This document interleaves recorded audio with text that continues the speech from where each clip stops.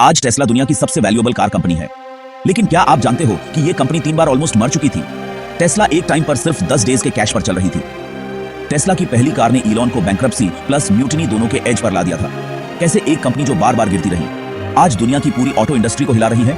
ये स्टोरी सिर्फ बिजनेस नहीं, टेक्नोलॉजी का war plus oil politics plus personal sacrifice का ब्लेंड है। चलिए सिनेमैटिक जर्नी शुरू करते हैं। 2000 के दशक में दुनिया गैसोलीन कार्स पे चल रही थी। ऑयल प्राइसेस अनप्रेडिक्टेबल थे, क्लाइमेट चेंज पर ग्लोबल पैनिक बांध रहा था। इसी बीच एक छोटी सी स्टार्टअप टेस्ला मोटर्स कह रही थी हम दुनिया को इलेक्ट्रिक व्हीकल्स के फ्यूचर में पुश करेंगे। पर मिस्ट्री ये थी, एक स्टार्टअप कैसे multi billion dollar auto giants को चैलेंज कर सकती थी, और वो भी उस वक्त जब ईवीज को टॉय माना जाता था। टेस्ला एक्चुअली इलॉन की कंपनी नहीं थी। फाउंडर्स बिया Martin Eberhard and Mark Tarpenning, उनका dream high end sports car से ईवी रेवोल्यूशन शुरू करना।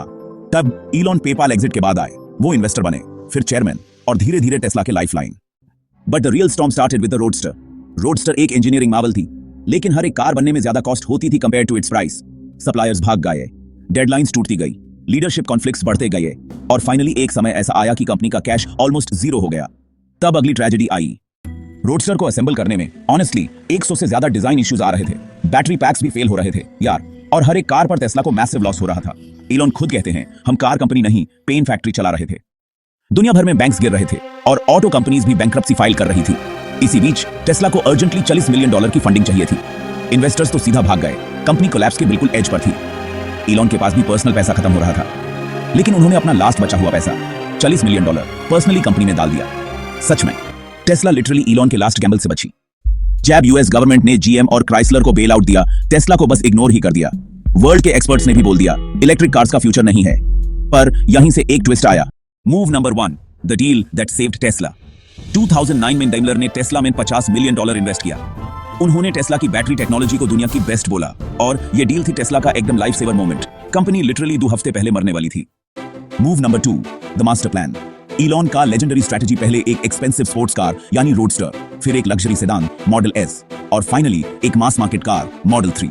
ये reverse funnel approach auto industry में कभी किसी ने ट्राई नहीं की थी। Move number 3, software first car company. Tesla ने कार को स्मार्टफोन के लॉजिक से बिल्ड किया। Over the air updates, vertical integration, giga factories और मेगा कास्टिंग्स। इंडस्ट्री बस शॉक रह गई। तो 2012 में मॉडल एस एक ब्लास्ट हिट बन गया। एक्सपर्ट्स ने बोला this is the best sedan ever made. फिर आई 2017 मॉडल 3 का प्रोडक्शन हेल।